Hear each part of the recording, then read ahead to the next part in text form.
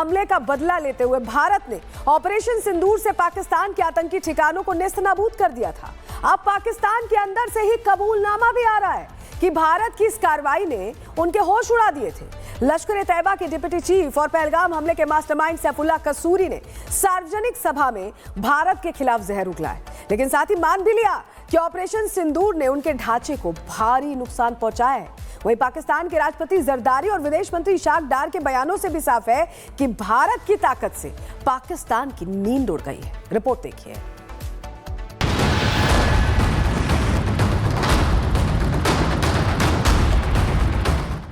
पाकिस्तान पर भारी ऑपरेशन सिंदूर की चोट, नए साल पर मुनीर की गीदड़ भभकी, बौखलाए हुए हैं पाकिस्तान के आतंकी। जम्मू कश्मीर में सक्रिय आतंकी संगठन लश्कर-ए-तैयबा के संस्थापक हाफिज सईद और उसके करीबी ऑपरेशन सिंदूर की मार से अब तक इतने आहत हैं कि बार बार अपने नुकसान को मंच में खड़े होकर दोहराते नजर आते हैं। अब पहलगाम हमले के मास्टरमाइंड और लश्कर के डिप्टी चीफ सैफुल्लाह कसूरी ने भारत के खिलाफ जहर उगला है। सैफुल्लाह कसूरी ने यह स्वीकार किया है कि भारत के ऑपरेशन सिंदूर ने पाकिस्तान में मौजूद आतंकी ढांचे को गंभीर नुकसान पहुंचाया है। हालांकि इस कबूलनामे के साथ ही उसने भारत के खिलाफ उकसावे वाली और धमकी भरी भाषा का इस्तेमाल किया।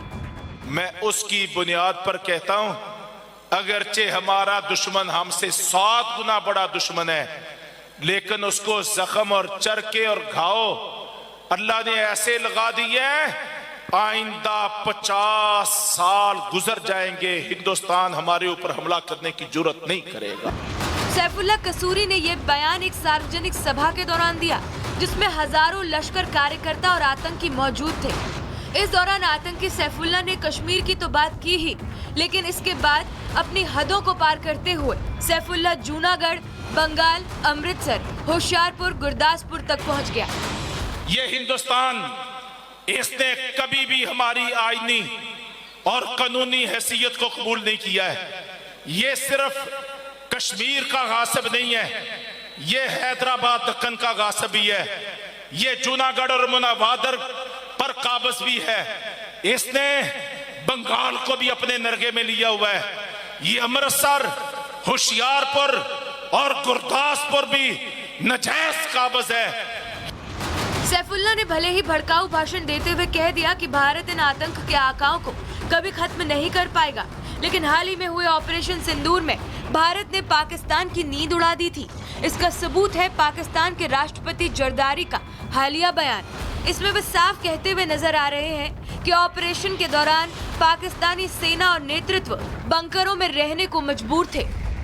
मेरा MS इधर ही है, इसने आके मुझे कहा कि सर वो जंग शुरू हो गई है। ये वैसे तो मैंने उसको 4 दिन पहले बोला था कि जंग होने वाली है, मगर उसने मुझे आके कहा कि सर वो बंकर में चले। मैंने कहा शहादत आनी है तो यहाँ ही आएगी, बंकरों में नहीं मरते लीडर, मैदान में मरते हैं, यहाँ नहीं मरते। सिर्फ पाकिस्तान के राष्ट्रपति ही नहीं, बल्कि विदेश मंत्री ने भी साफ कर दिया कि ऑपरेशन सिंदूर ने पाकिस्तान के आतंकी ठिकानों में भारी तबाही मचाई थी। उन्होंने एक प्रेस कॉन्फ्रेंस में कहा कि भारत के हमलों से पाकिस्तानी एयरबेस और सैन्य ठिकानों को भारी नुकसान हुआ है। नूर खान बेस के ऊपर उस रात को 2:30-3 बजे के करीब फिर अटैक कर दिया। हमारा ये प्लान था कि सुबह फजर के करीब 4 बजे शुरू होगा, को 7:45 तक ये खत्म होगा। तो वो प्रोसेस जो ऑथोराइज था प्राइम मिनिस्टर साहब की तरफ से उस डिस्कशन, उस बैठक के बाद वो उसको इम्प्लीमेंट होना था, लेकिन ये एक सेकंड मेरे नजदीक जो वो ड्रोन्स और मिसाइल्स फेंक रहे, ये उनकी सुपर गलती थी। आतंक की ये बैठक और सैफुल्लाह के इस बयान से एक बात तो साफ होती है कि पाकिस्तान के आतंक के आकाओं के होश ऑपरेशन सिंदूर के बाद से ही उड़े हुए हैं।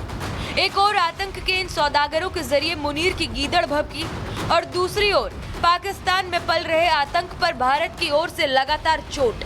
इससे ये आतंकी इतना बौखला गए हैं कि सार्वजनिक तौर पर पाकिस्तान की किरकिरी करने से भी अब पीछे नहीं हटते। Bureau report, Republic Bharat. और देखिए, भारत की ताकत ने एक बार फिर दुनिया को अपना दम दिखाया है ओडिशा के तट से देश ने वो कर दिखाया जो चुनिंदा ताकतवर देशों के पास ही मुमकिन है। डीआरडीओ ने एक ही लॉन्चर से लगातार 2 प्रलय मिसाइलें दागकर बड़ी कामयाबी हासिल की है, जिसकी हमने आपको तस्वीर दिखा रहे हैं हम आपको, और ये बहुत बड़ी सफलता है। प्रलय मिसाइल के बारे में थोड़ी डिटेल्स आपको दे देते हैं। देखिए, ये शॉर्ट रेंज की बैलिस्टिक मिसाइल है। ये तेज और सटीक टैक्टिकल स्ट्राइक क्षमता के साथ आती है। रडार और डिफेंस सिस्टम ट्रैक करने में इसे सक्षम होते हैं, यानी कि अगर हम वार करते हैं तो दुश्मन देश का जो डिफेंस सिस्टम है वो इस मिसाइल को ट्रैक नहीं कर पाएगा, और ऐसे में ये मिसाइल भारी नुकसान पहुंचाएगी। एयर बेसिस, कमांड सेंटर को नष्ट करने में ये सक्षम है, यानी भयंकर तबाही ला सकती है। डीआरडीओ ने स्वदेशी तकनीक से इसे बनाया है, तो मेक इन इंडिया के तर्ज पर इसे बनाया गया है। इसके बारे में थोड़ी डिटेल्स हमने आपको दी। अब खासियत भी जरा इसकी बता देते हैं, रेंज बता देते हैं। 150 से 500 किलोमीटर की रेंज में ये है, तो आप समझ जाइए कि जो पड़ोसी देश है वो पूरी तरह से इसकी जद में है।